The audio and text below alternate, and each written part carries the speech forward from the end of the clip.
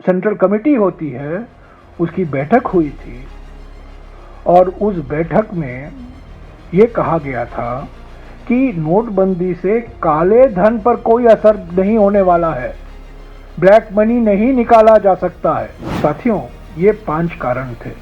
PM के degree, bogus ration card के गलत आंकड़े प्रधानमंत्री द्वारा, नोटबंदी, रिजर्व बैंक। 2019 जुलाई के महीने में पहली बार महत्वपूर्ण संशोधन लाए गए। पहला धक्का जुलाई 2019 को, दूसरा धक्का मिला मार्च 2023 को। डिजिटल डेटा प्रोटेक्शन एक्ट कि एक कानून का संशोधन उस कानून में नहीं किया जाता है पर दूसरे कानून के द्वारा किया जाता है। नमस्कार साथियों, आज 12 अक्टूबर 2025 है और आज ही के दिन ठीक 20 साल पहले ऐतिहासिक सूचना का अधिकार अधिनियम 2005 लागू हुआ। तो आज 20वीं सालगिरह है आरटीआई एक्ट का। ये एक मेरे विचार में क्रांतिकारी अधिनियम था और अगले दशक में और 6 ऐसे परिवर्तनकारी अधिनियम कांग्रेस के नेतृत्व में यूपीए की सरकार ने लागू की। पहले सूचना का अधिकार अधिनियम, उसके बाद में ग्रामीण रोजगार गारंटी का अधिनियम जो आज मनरेगा के नाम से जाना जाता है। इस श्रृंखला में तीसरा अधिनियम वन अधिकार अधिनियम 2006, उसके बाद में शिक्षा का अधिकार अधिनियम 2009, तत्पश्चात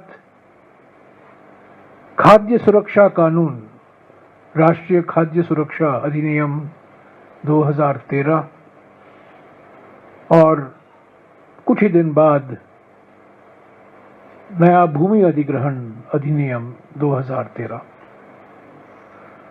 तो सूचना का अधिकार अधिनियम ने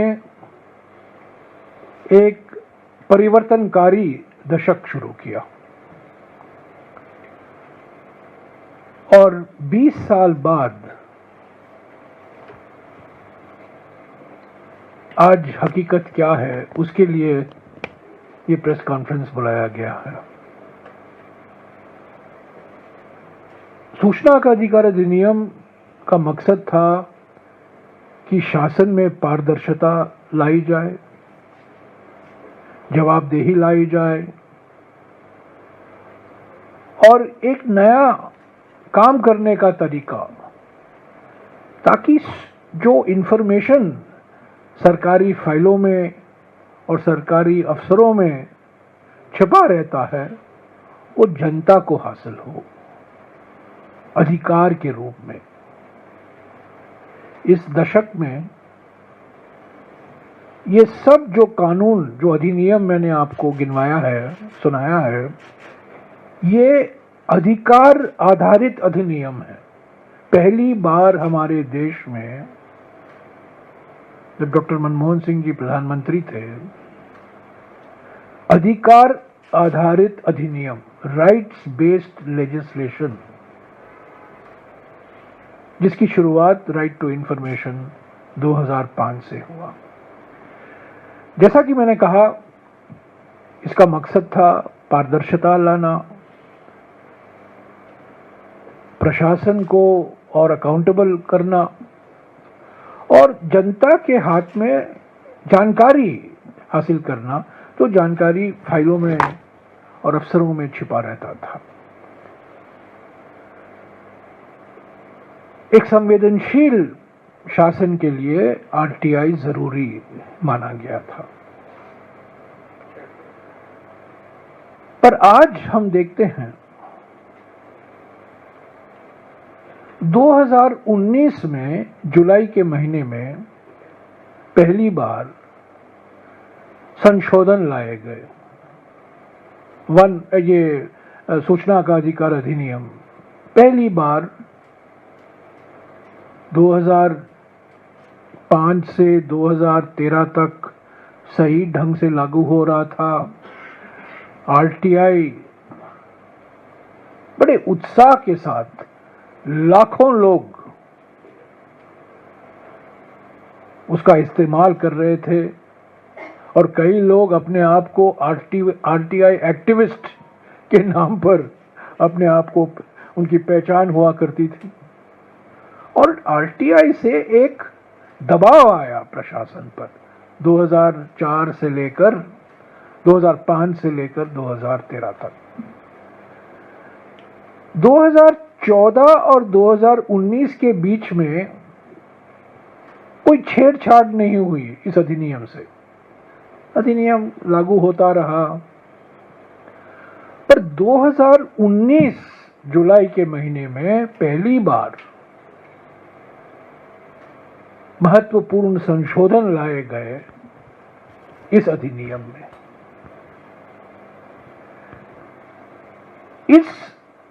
इन संशोधनों का मकसद था कि जो अधिकार दिए गए हैं कानून द्वारा सेंट्रल इंफॉर्मेशन कमीशन को और जो अधिनियम बनाया गया उसको और कमजोर करें। थोड़ा पहले मैं आपको इतिहास बता दूं कि जब ये मसौदा तैयार किया गया था इस अधिनियम का, एक जमाना भी हुआ करता था हमारे संसद में जब मसौदे या बिल विधेयक स्थायी समिति को भेजा जाते थे, स्टैंडिंग कमेटी को भेजा गया। आजकल वो जमाना गया, पर ये right to information bill standing committee को भेजा गया। स्टैंडिंग कमेटी ने कई महत्वपूर्ण सिफारिशें दी और आपको आश्चर्य होगा कि मनमोहन सिंह जी की सरकार ने सारे जो स्थायी समिति के सिफारिशें थी वो मान ली। और जब कानून पारित हुआ सर्वसम्मति से लोकसभा में और राज्यसभा में, वो बिल जो पारित हुआ, वो जो स्टैंडिंग कमेटी ने संशोधन की मांग की थी, उन संशोधनों के बाद ही वो पारित हुआ। पर 2019 जुलाई में जब संशोधन लाए गए मोदी सरकार द्वारा, जो संशोधन स्थायी कमेटी ने बताई थी उसको नकारा। और मैं आपको बताना चाहता हूं, आश्चर्य की बात है कि उस स्थायी समिति के सदस्य कौन कौन थे। बीजेपी से लोकसभा में प्रोफेसर विजय कुमार मल्होत्रा, बड़े वरिष्ठ नेता, श्रीमती किरण महेश्वरी, श्री हरिन पाठक, गुजरात के एक वरिष्ठ सांसद, और ब्रिजेश पाठक जो आज उत्तर प्रदेश के उप मुख्यमंत्री हैं। ये लोकसभा से इस स्टैंडिंग कमेटी के सदस्य थे। और राज्यसभा में देखिए कौन कौन लोग इस समिति के सदस्य थे। बाल आप्टे, वो बड़े वरिष्ठ बीजेपी के नेता थे। और सबसे महत्वपूर्ण बात, एक और सांसद जो इस समिति के सदस्य थे, सम्मानित रामनाथ कोविंद जी, जो हमारे देश के राष्ट्रपति बने, वो इस स्टैंडिंग कमेटी के सदस्य थे, जिन्होंने उस बिल जब पेश किया गया था मनमोहन सिंह जी की सरकार द्वारा, उस बिल में संशोधन करने की सिफारिश की थी और 2019 को मोदी सरकार ने रामनाथ कोविंद वाली सदस्य की समिति के संशोधनों को निकाला। तो पहला धक्का आरटीआई को जुलाई 2019 को मिला। क्यों मिला? मोदी सरकार संशोधन क्यों लाए? तब तक ठीक चल रहा था। राइट टू इंफॉर्मेशन एक्ट सारी जगह चर्चा हुआ करती थी, अखबारों में कई पत्रकारों को जानकारी मिल रही थी। आरटीआई आपको अफसर लोग या मंत्री लोग जानकारी नहीं देते थे, आप लोग आरटीआई लगाते थे। और आरटीआई द्वारा कितने अखबारों में समाचार छपे हैं, टीवी चैनलों में समाचार आया है आरटीआई द्वारा। पर क्यों संशोधन लाए मोदी सरकार? 5 कारण थे। पहला कारण यह था कि आरटीआई जो इंफॉर्मेशन कमीशन है, सेंट्रल इंफॉर्मेशन कमीशन के मुखिया है, जो सीआईसी है, उन्होंने एक निर्णय दिया कि प्रधानमंत्री के तथाकथित degree MA in entire political science की जानकारी हासिल होनी चाहिए। उन्होंने तो एक सनसनीखेज निर्णय था ये। सीआईसी ने कहा कि प्रधानमंत्री के डिग्री की जानकारी जो मांग रहे हैं उनको देना जरूरी है। तो नाराजगी का पहला कारण पीएम की तथाकथित एमए एंटायर पॉलिटिकल साइंस की डिग्री। दूसरा कारण, प्रधानमंत्री ने कई बार ये दावा किया कि करोड़ों लोगों का राशन कार्ड फर्जी राशन कार्ड है, बोगस राशन कार्ड है। तो आरटीआई से जब जानकारी आई तो ये पता चला कि जो ये प्रधानमंत्री के दावे हैं ये गलत हैं।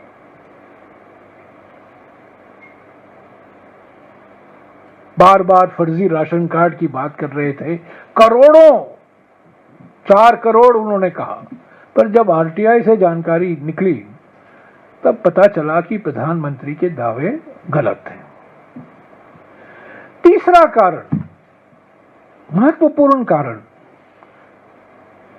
आरटीआई से निकाली गई जानकारी के अनुसार नोटबंदी के 4 घंटे पहले, आपको याद होगा, प्रधानमंत्री ने 8 नवंबर 2016 को देश को संबोधित किया था। नोटबंदी का ऐलान 8 बजे को हुआ था, मित्रों के बाद। 4 घंटे पहले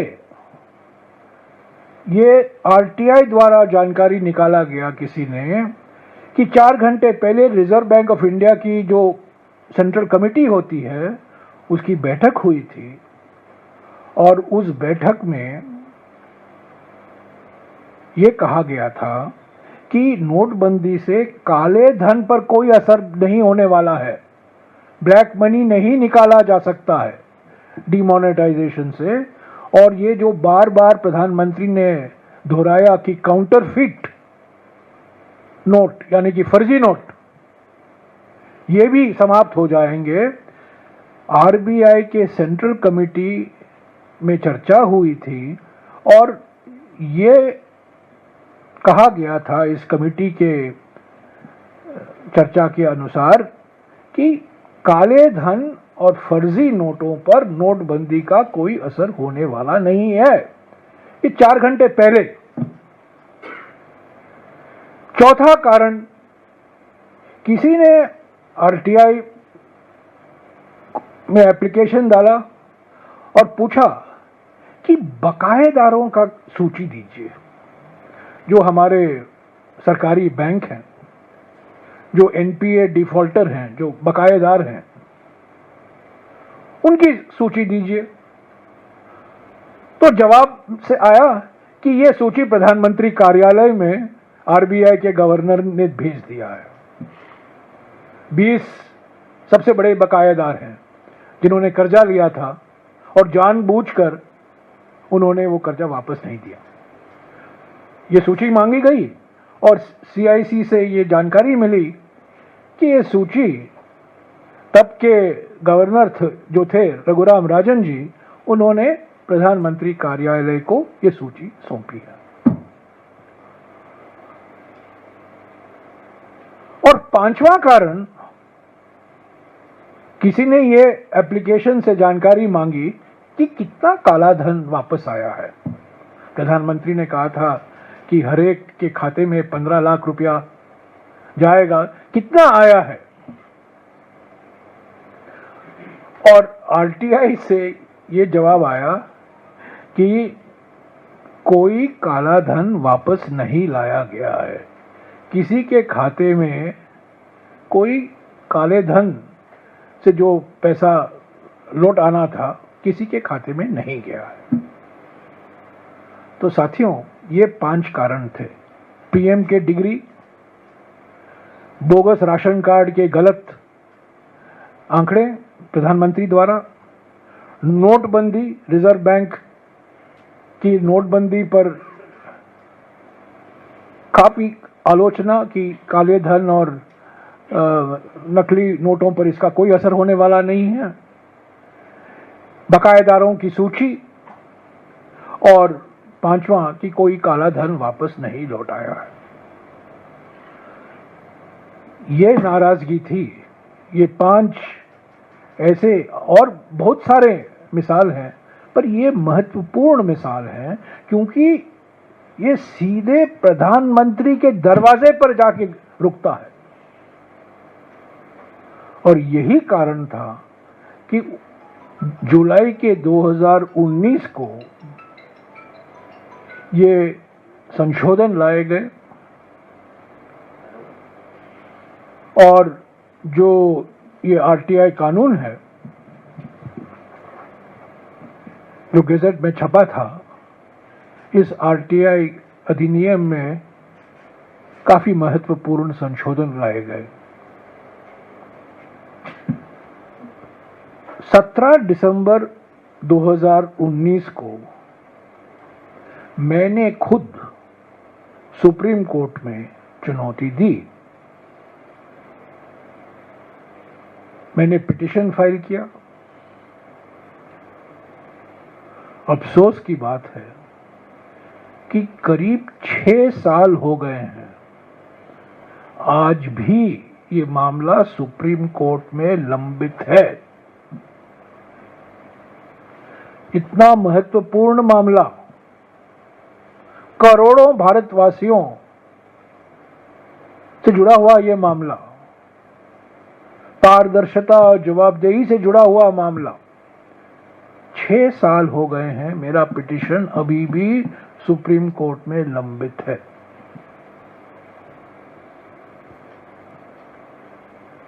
तो 2019 के संशोधनों के बाद एक बिल्कुल हमला किया गया, न केवल कानून पर सेंट्रल इंफॉर्मेशन कमीशन पर। और आज 12 अक्टूबर 2025, 20 साल बाद CIC में न कोई मुखिया है, चीफ इंफॉर्मेशन कमिश्नर का पद खाली है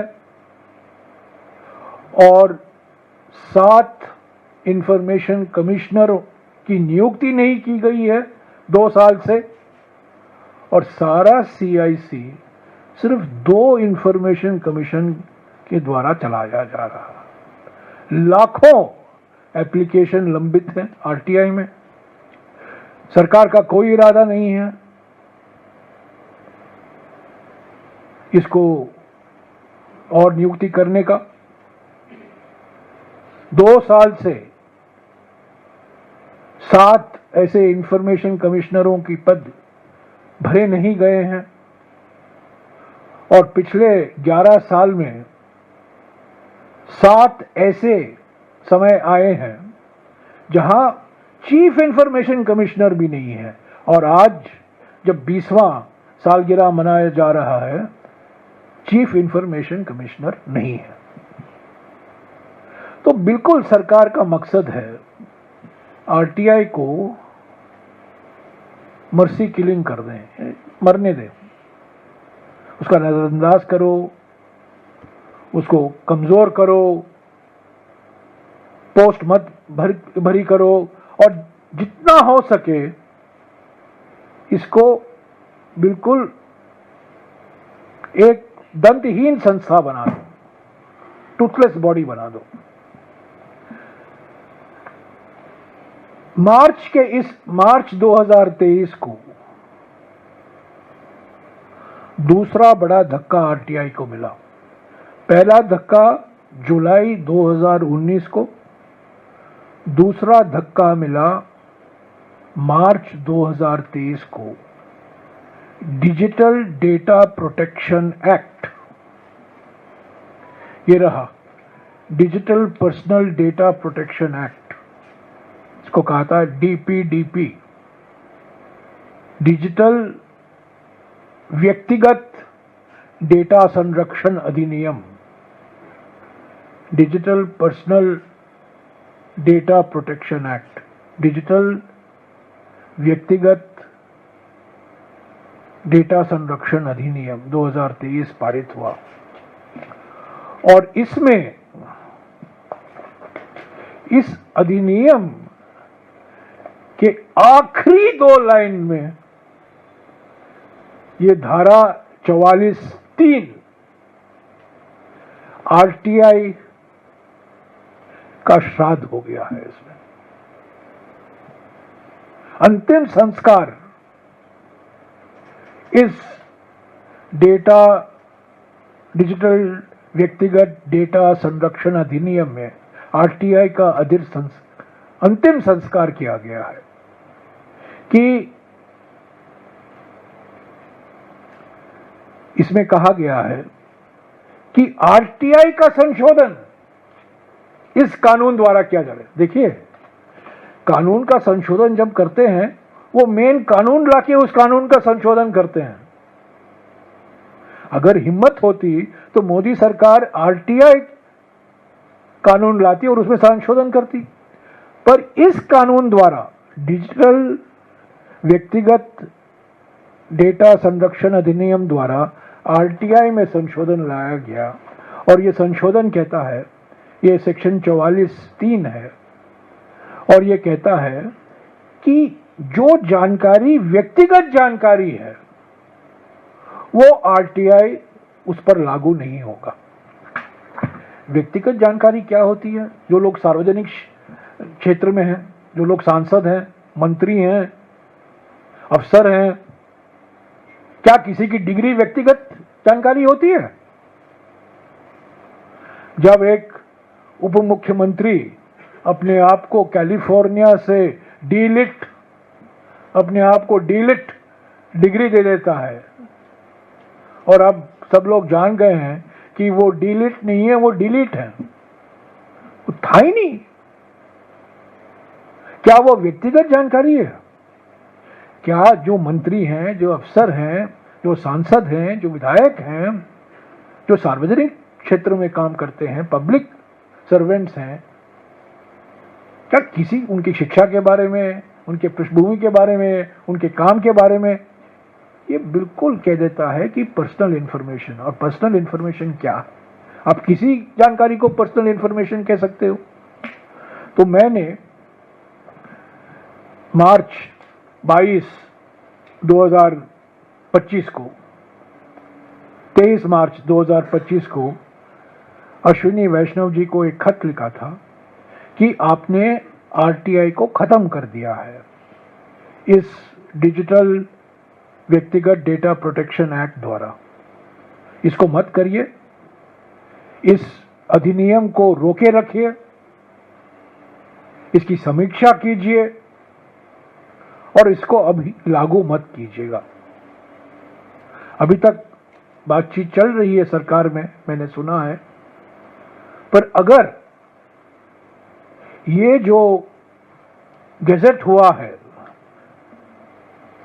11 अगस्त 2023 को digital personal data protection act, digital व्यक्तिगत डेटा संरक्षण अधिनियम, अगर इस पर कोई संशोधन नहीं लाया जाएगा तो हम कह सकते हैं कि आरटीआई की समाप्ति हो गई है। तो साथियों, संक्षिप्त में मैं यही कहूंगा कि आज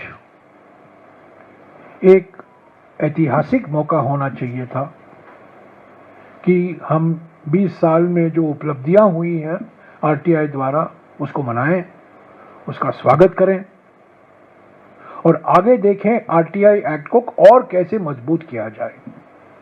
इसको इम्प्लीमेंटेशन के लिए और क्या कदम उठाने हैं सरकार को, उस पर चर्चा करें। अफसोस की बात है कि आज हम आरटीआई की बात कर रहे हैं जो समाप्त हो चुका है, न केवल कमजोर किया गया है, इंफॉर्मेशन कमीशन एक भूत बंगला बन गया है, 7 इंफॉर्मेशन कमिश्नर की नियुक्ति नहीं हुई है। पर यह बात मैं कहकर समाप्त करूंगा कि मोदी सरकार जरूर आरटीआई पर विश्वास रखती है, पर उनके लिए आरटीआई का माने है राइट टू इंटिमिडेट, यानी कि धमकी देने का अधिकार उनके पास है। सूचना का अधिकार नहीं है, पर धमकी देने का अधिकार जरूर है। तो उनकी आरटीआई और कांग्रेस की आरटीआई में जमीन आसमान का फर्क है। शुक्रिया। जी, सिर्फ आरटीआई पर मैं जानता हूं आप लोग और सवाल करना चाहते हैं, वो अलग से करेंगे, वो अलग से करेंगे। इसके बाद ले लीजिएगा आरटीआई तो सर सब आपने कह ही दिया है, पूछना क्या है? सूचना के बारे में बहुत कुछ पूछ सकते हैं आप।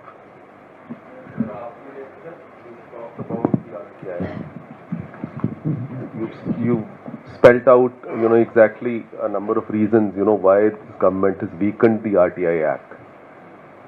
I would like to ask two things. How would you describe the current situation? Maybe you can elaborate a little bit on the governance part, after the amendments brought in the RTI. And secondly, you're saying that for 6 years, your petition challenging the act is pending before the Supreme Court. So what could be the reasons for such a delay, and have you moved the Supreme Court, for early hearing?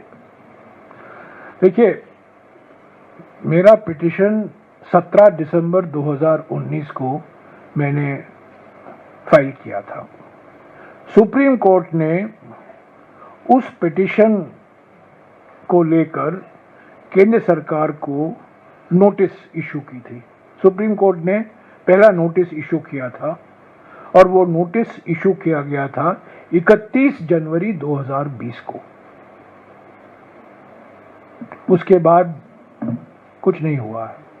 अंतिम सुनवाई होनी है, अंतिम निर्णय आना है। Notice supreme court द्वारा issue किया गया था 31 जनवरी 2020 को। पहला कदम तो लग चुका है, पर मेरा कहने का मतलब है कि 6 साल हो गए, मामला लंबित है। हाँ या ना कहिए, आज भी मामला लंबित है, पर नोटिस इशू किया गया था 31 जनवरी को सुप्रीम कोर्ट में। What is your second question? No RTI नहीं, आरटीआई तो बिल्कुल खत्म कर। देखिए, आरटीआई अगर वो हिम्मत होती, क्योंकि अभी आरटीआई एक ब्रांड बन चुका है, सब लोग जानते हैं आरटीआई क्या है, आरटीआई क्या है। कई लोग आरटीआई से जो माइनिंग माफिया है, सैंड माफिया है, भूमि माफिया है, कई राज्यों में खुलासा होता है आरटीआई द्वारा। और आरटीआई क्या कहता है? आरटीआई यही कहता है कि जो जानकारी सांसदों को उपलब्ध है, जो जानकारी विधायकों को उपलब्ध है, वही जानकारी जनता के हाथ में होनी चाहिए। वो आरटीआई कहता है। जो अभी ये data protection, personal data protection act है, उसको हटा देता है। हमारी आपत्ति यही है ना कि आरटीआई ने कहा कि जो जानकारी पार्लियामेंट में दिया जाता है, असेंबली विधानसभा में दिया जाता है, विधान परिषद में दिया जाता है, वही जानकारी जनता को भी हासिल होनी चाहिए। उसमें क्या आपत्ति होनी चाहिए? मैं समझता हूं कि क्योंकि ये जो 5 कारण थे ना, क्योंकि ये प्रधानमंत्री से सीधे जुड़े हुए थे, इसीलिए आरटीआई को खत्म करने का निर्णय लिया गया। मैं एक और मिसाल देता हूं आपको। 2004 से लेकर 2013 तक हर साल गुजरात के मुख्यमंत्री योजना आयोग आया करते थे। आपको याद होगा, हर साल राज्यों के मुख्यमंत्री योजना आयोग आया करते थे। तो 2004 से लेकर 2013 तक 9 बार तत्कालीन मुख्यमंत्री गुजरात के योजना आयोग आया करते थे। योजना आयोग में गुजरात की सराहना हुआ करती थी, गुजरात की उपलब्धियों की बात हुआ करती थी, पर गुजरात के स्वास्थ्य में, गुजरात के शिक्षा क्षेत्र में जो कमियां हैं उस पर भी टिप्पणियां हुआ करती थी। उस पर भी कुछ कहते थे सदस्य कि हाँ, गुजरात में उद्योगीकरण हुआ है, शहरीकरण हुआ है, आगे बढ़ रहा है, पर देखिए शिक्षा के क्षेत्र में क्या हो रहा है, क्या हो रहा है कुपोषण में, क्या हो रहा है स्वास्थ्य के क्षेत्र में। तब के मुख्यमंत्री को यह पसंद नहीं था।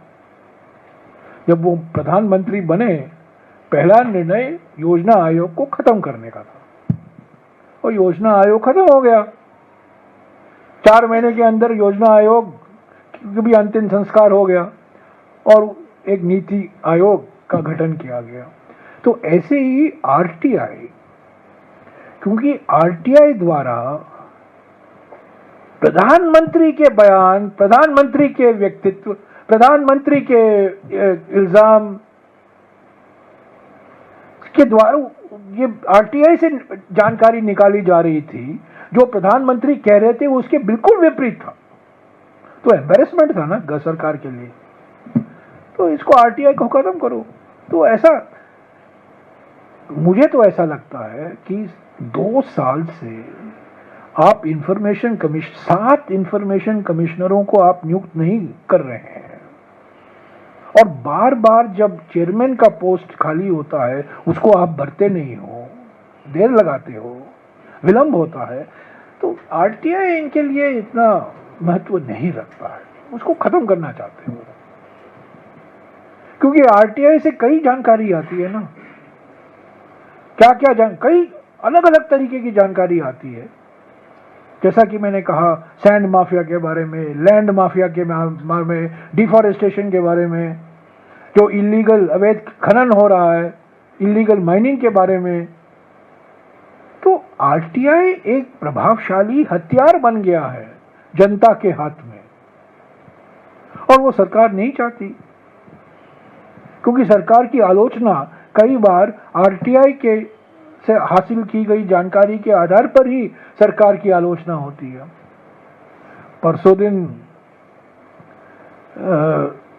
जब सारे विपक्ष के नेता ने हमारे उपराष्ट्रपति जी से मिले, 7 तारीख को हमारी मुलाकात हुई, तो एक सांसद ने कहा, मैं नाम नहीं लूंगा उनका, एक सांसद ने उनको कहा, चेयरमैन साहब को कहा, चेयरमैन साहब ये प्रश्नकाल का कुछ कीजिए, क्योंकि जब हम सवाल पूछते हैं और जवाब आता है, वो आरटीआई में वो हमें और ज्यादा जवाब मिलता है।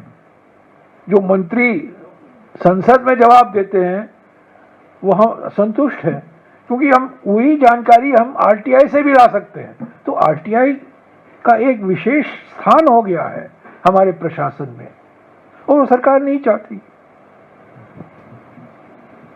सर, जयराम सर, इधर या आपने आरटीआई को लेकर बोला और काफी ब्रीफली आपने इसको एक्सप्लेन किया। एज अ अपोजिशन पार्टीज आप लोग आगे क्या स्टेप्स लेंगे इसको कंटिन्यू और आपके मुताबिक चीज़ें हों, बेहतर जानकारी सामने आए? दूसरा मेरा सवाल सर इससे अलग हटके है, चिदम्बरम सर ने नहीं, जो ब्लू स्टार पर आज 12 तारीख को सारे पीसीसी अध्यक्ष प्रेस मीट ले रहे हैं आरटीआई को लेकर। हमारा मकसद क्या है, हम क्या चाहते हैं? पहले तो जो पिटीशन सुप्रीम कोर्ट में है उस पर अंतिम निर्णय जल्दी आए। 6 साल से विलंबित है, एक तो ही पहला। दूसरा, जो ये संशोधन किया गया है डिजिटल डेटा प्रोटेक्शन एक्ट में, उसको सरकार वापस ले। जो जैसे मैंने कहा, धारा 44(3) जो कहता है, जो आरटीआई का संशोधन, ये अजीब सी बात है कि एक कानून का संशोधन उस कानून में नहीं किया जाता है पर दूसरे कानून के द्वारा किया जाता है। तो इसको हम वापस, मैंने अश्विनी वैष्णव जी को खत भी लिखा है, तो इस पर रोक लगाइए, इस पर विचार कीजिए और इसको वापस लीजिए। और इसीलिए मैंने कहा इसको मैंने शब्द इसका इसे pause, review and repeal, section 44(3) यानी कि धारा 44(3) को रोकिए, समीक्षा कीजिए और वापस लीजिए।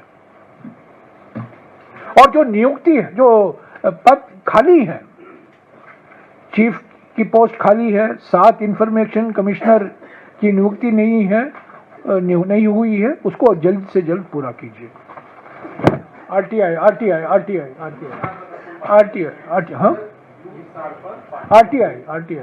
वो आरटीआई लगाइए, आरटीआई से। हाँ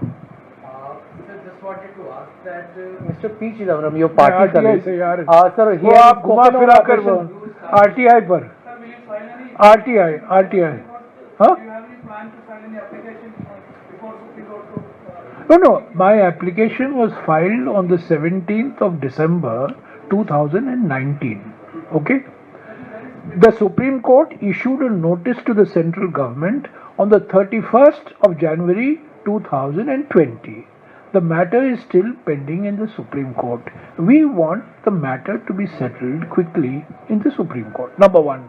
Number two, we want section 44(3) of the Digital Data Protection Act to be paused, reviewed and repealed because it destroys the Right to Information Act. And number three, we want the vacancies. There are 8 vacancies, the 7 information commissioners and the chief information commissioner. All these vacancies should be filled at the very earliest. That's the 3 demands that we are making of the government. Okay? Sir operation blue star को लेकर चिदम्बरम साहब ने जो कहा है, चलिए, thank you.